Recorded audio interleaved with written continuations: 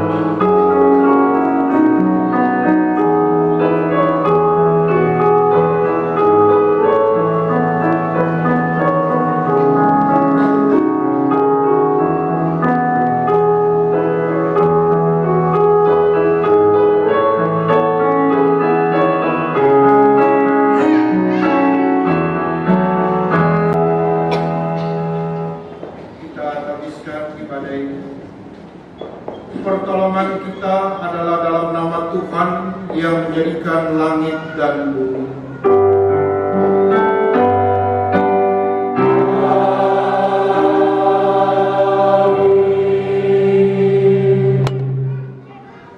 Sebab engkaulah hambaku, hai Israel. Aku telah membentuk engkau, engkau adalah hambaku, hai Israel. Engkau tidak terlupakan. Aku telah menghapus segala dosa pemberontakanmu seperti kabut diterbangkan angin, dan segala dosamu seperti awan yang tertiup. Kembalilah kepadaku, sebab aku telah menebus engkau. Berdasarkan firman Tuhan ini, sebagai pelayan Yesus Kristus, kami menyampaikan bahwa pengampunan dosa telah berlaku dalam nama Bapa dan Anak dan Roh Kudus.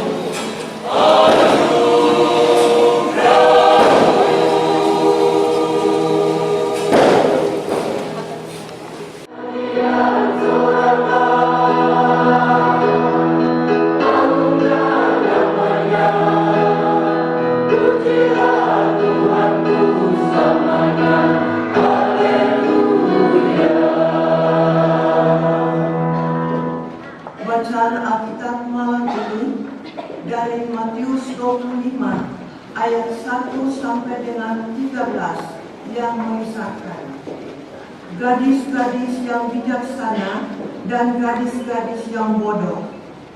Pada waktu itu, hal kerajaan sorga seumpama 10 gadis yang mengambil pelitanya dan pergi menyongsong mempelai laki-laki. 5 di antaranya bodoh dan 5 bijaksana. Gadis-gadis yang bodoh itu membawa pelitanya tetapi tidak membawa minyak. Sedangkan gadis-gadis yang bijaksana itu membawa pelitanya dan juga minyak dalam buli-buli mereka. Tetapi karena mempelai itu lama tidak datang-datang juga, mengantuklah mereka semua lalu tertidur. Waktu tengah malam terdengarlah suara orang berseru, "Mempelai datang, songsonglah dia." Gadis-gadis itu pun bangun semuanya, lalu membereskan pelita mereka. Gadis-gadis yang bodoh berkata kepada gadis-gadis yang bijaksana, "Berikanlah kami sedikit dari minyakmu itu, sebab pelita kami hampir padam." Tetapi jawab gadis-gadis yang bijaksana itu, "Tidak, nanti tidak cukup untuk kami dan untuk kamu. Lebih baik kamu pergi kepada penjual minyak dan beli di situ." Akan tetapi, waktu mereka sedang pergi untuk membelinya, datanglah mempelai itu, dan mereka yang telah siap masuk bersama-sama dengan dia ke ruang perjamuan kawin, lalu pintu ditutup. Kemudian datang juga gadis-gadis yang lain itu dan berkata, "Tuan, Tuan, bukakanlah kami pintu." Tetapi ia menjawab, "Aku berkata kepadamu, sesungguhnya aku tidak mengenal kamu. Karena itu berjaga-jagalah, sebab kamu tidak tahu akan hari maupun akan saatnya." Dan segala kekayaannya diam di antara kamu, dan ucaplah syukur kepada Allah.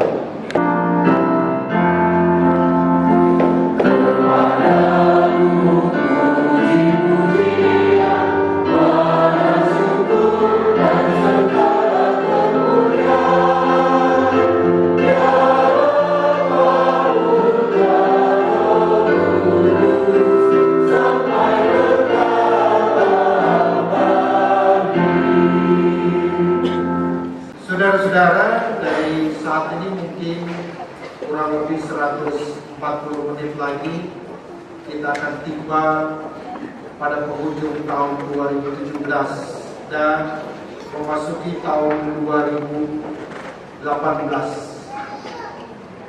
Walaupun di dalam beberapa ramalan-ramalan mengatakan tahun 2018 adalah tahun yang sangat berat,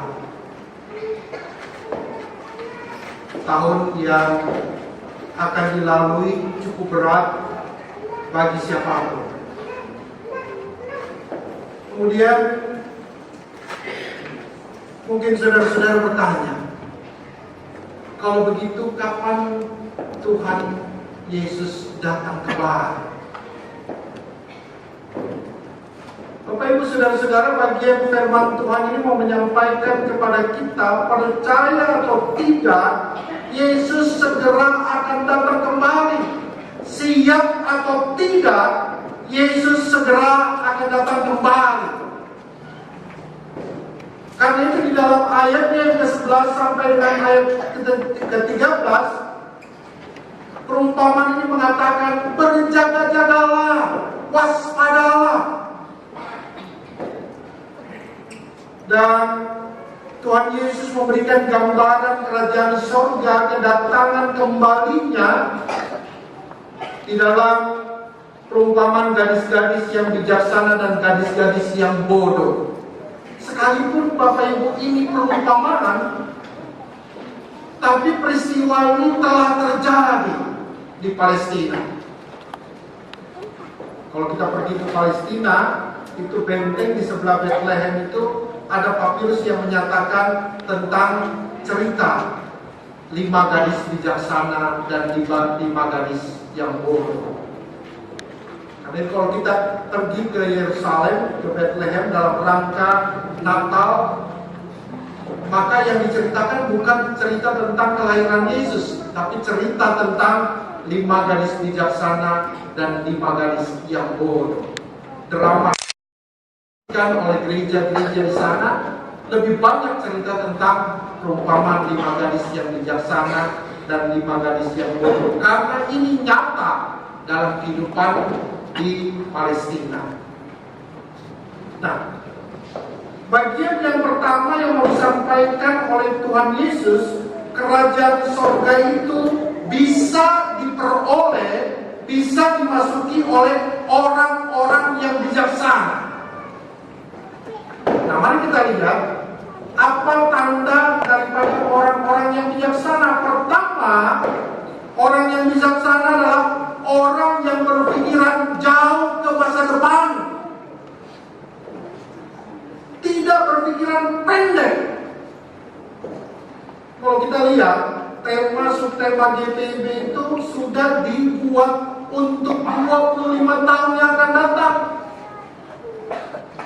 Sehingga ketika tema yang ada pada tahun ini untuk Natal, Kolose 3 ayat 15, tema ini adalah tema GPIB yang diangkat oleh WCC dan CCA, Gereja Dunia dan Gereja Asia, dan menjadi tema sentral daripada PGI dan KWI. Hendaklah damai sejahtera Kristus memerintah dalam hatimu, karena peristiwa-peristiwa yang tidak damai selama ini, sehingga Jakarta memutuskan tidak merayakan Natal. Bapak Ibu Saudara-saudara, orang yang bijaksana adalah orang yang berpikiran jauh ke depan. Mari kita lihat dari bacaan Alkitab ini dalam ayat 1 sampai dengan ayatnya yang keempat. Di situ dikatakan, pada waktu itu hal kerajaan sorga seumpama 10 gadis yang mengambil pelitanya dan pergi menyongsong mempelai laki-laki. 5 diantaranya bodoh dan 5 bijaksana. Gadis-gadis yang bodoh itu membawa pelitanya tetapi tidak membawa minyak, sedangkan gadis-gadis yang bijaksana itu membawa pelitanya dan juga minyak dalam buli-buli mereka. Mengapa 5 gadis bijaksana ini membawa pelita dan persediaan minyak di dalam buli-buli mereka? Sebab mereka tahu kalau mempelai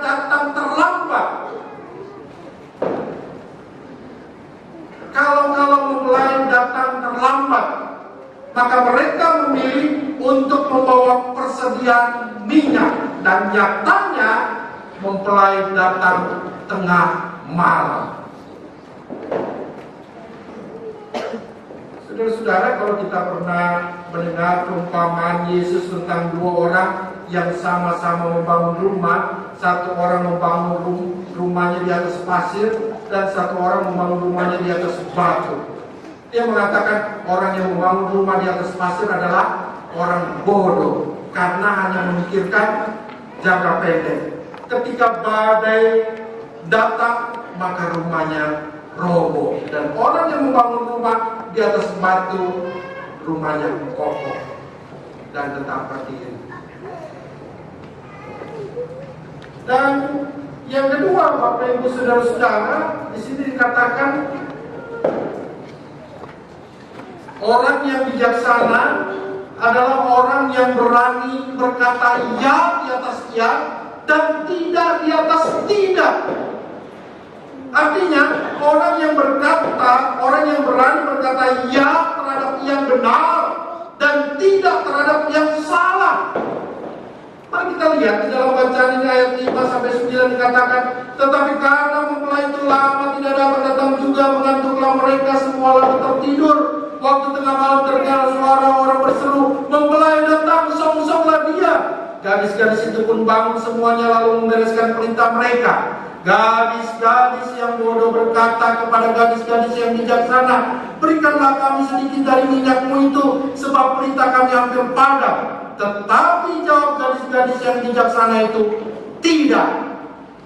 Nanti tidak cukup untuk kami dan untuk kamu. Tidak. Orang bijaksana adalah mereka yang lebih mengutamakan perasaan Tuhan daripada kepentingan orang lain. Orang yang lebih mementingkan atau mengutamakan perasaan Tuhan, bukan perasaan orang lain, bahkan perasaan dirinya sendiri harus dikorbankan. Berani mengatakan tidak di atas tidak dan ya di atas ya. Kadang-kadang orang berbicara hanya mulutnya, tapi hatinya tidak.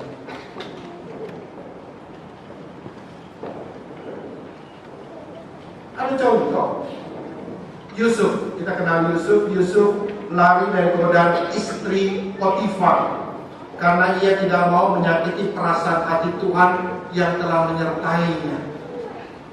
Begitu juga Daniel tetap berdoa 3 kali sehari, walaupun resikonya 2 singa, tetapi ia tidak mau menyakiti perasaan hati Tuhan yang ia cintai.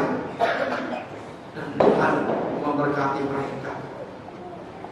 Yang ketiga, Bapak Ibu Saudara-saudara, orang yang bijaksana dikatakan di dalam bagian firman Tuhan ini, orang yang mempunyai perhitungan yang matang. Mari kita lihat ayat 8 dan ayat 9. Di situ dikatakan, gadis-gadis yang bodoh berkata kepada gadis-gadis yang bijaksana, berikanlah kami sedikit dari minyakmu itu, sebab pelita kami hampir padam. Dikatakan pelita kami hampir padam. Tetapi jawab gadis-gadis yang bijaksana itu, tidak. Nanti tidak cukup untuk kami dan untuk kamu. Lebih baik kamu pergi kepada penjual minyak dan beli di situ. Perhitungan yang matang. Nanti tidak cukup untuk kami dan untuk kamu. Dia tidak mau mengatakan, kamu bodoh, kenapa tidak membawa persediaan? Jadi orang yang bijaksana adalah orang yang mempunyai perhitungan yang matang.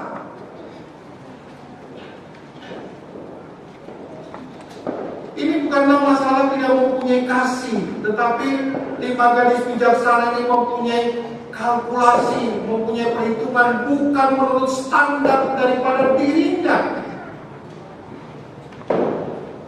tetapi standar kerajaan sorga.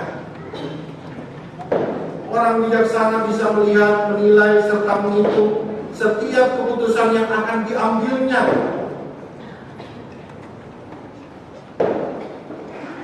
Dan yang terakhir, Bapak Ibu Saudara-saudara, orang yang bijaksana dikatakan orang yang menggunakan waktu, tenaga, uang dengan tepat.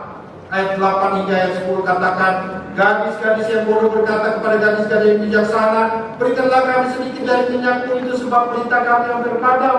Tetapi jawab gadis-gadis yang bijaksana itu, tidak. Nanti tidak cukup untuk kami dan untuk kamu. Lebih baik kamu pergi kepada penjual minyak dan beli di situ. Dan ayat 10 katakan, akan tetapi waktu mereka sedang pergi untuk membelinya, datanglah mempelai itu dan mereka yang telah siap sedia masuk bersama-sama dengan dia ke ruang perjamuan kawin, lalu pintu ditutup.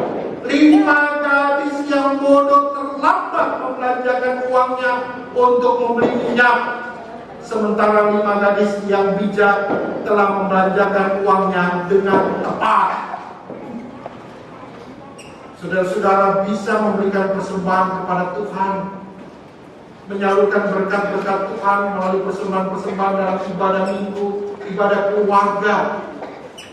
Berapapun saudara beri dengan tulus dan ikhlas, Tuhan berkenan kepadanya. Tidak pun Tuhan berkenan karena kehadiran Bapak Ibu Saudara dalam ibadah-ibadah itu.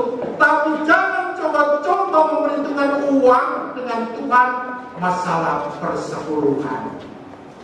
Tuhan akan memperhitungkannya dengan keterlambatan dan pintu akan ditutup.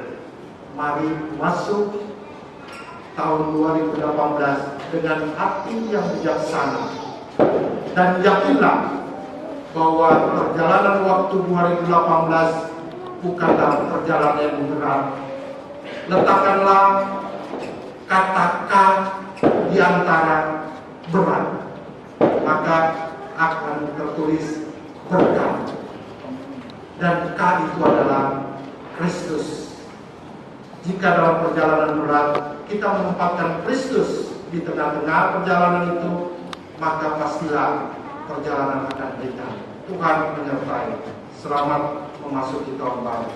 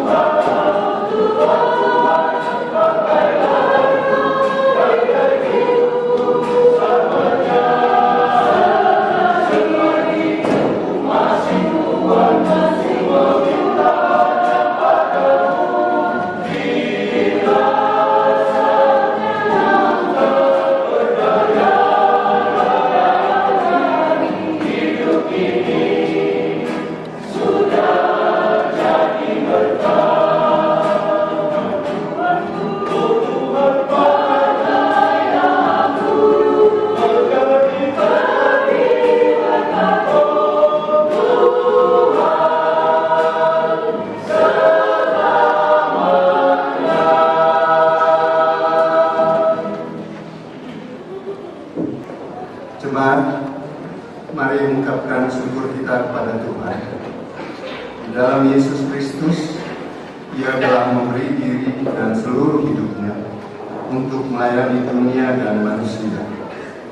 seperti sabdanya dalam Markus 10 ayat 45, karena anak manusia juga datang bukan untuk dilayani, melainkan untuk melayani dan untuk memberikan nyawanya menjadi tebusan bagi banyak orang. Sebelum memberi persembahan, kita memuji Tuhan.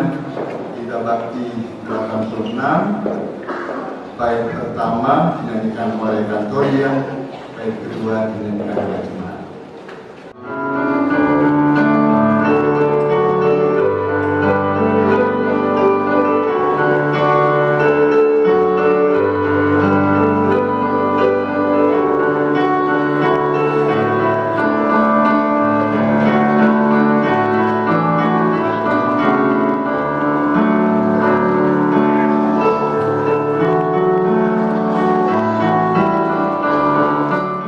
Majelis jemaat mengucapkan selamat menyongsong tahun baru. Tuhan memberkati. 31 Desember 2017 pukul 21.00 di Gereja Bakti Kasih. Pelayan firman Pendeta Ferry J.A. Raindu, pelayan liturgi, diaken dan penatua JPB Jemaat Bakti Kasih di sektor pelayanan 11. Paduan suara sektor pelayanan 11, organis Bapak Ronald Daulu. Pemandu lagu JP Grup 4, operator LCD Jordi Kumbelaka. Atas pelayanannya pada hari ini dan jam ini, Tuhan memberkati. Saudara-saudara saya undang untuk berdiri. Mari kita pergi dengan hati penuh syukur dan damai sejahtera. Akhiri tahun lama dengan percaya bahwa yang lebih baik dan makin indah pasti akan datang. Karena di dalam Kristus kita dinaunginya. Pada jalan kami yang benar.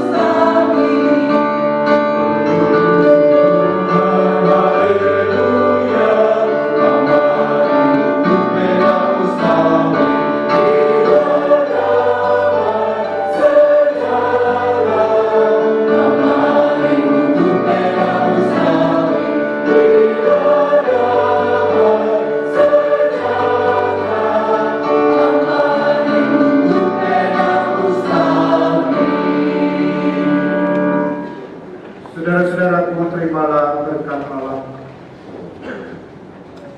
Tuhan memberkati engkau dan melindungi engkau.